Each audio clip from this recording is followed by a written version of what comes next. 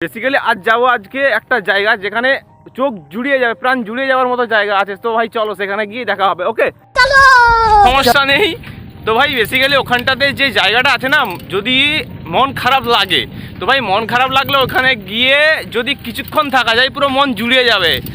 তো ফাইনালি এসে গেছি সেই জায়গাটার মধ্যে।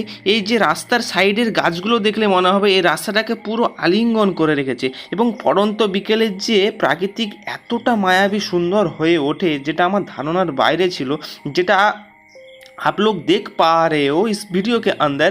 मतलब बहुत ही अच्छा, बहुत ही खूबसूरत नज़ारा है आपके पास।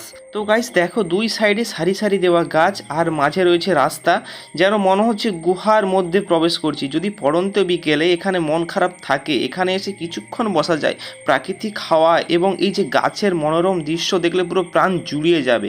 যে কি এইসব প্রাকৃতিক দৃশ্য দেখার পর চলে গিয়েছিলাম ফুচকা খেতে। ফুচকা খেয়ে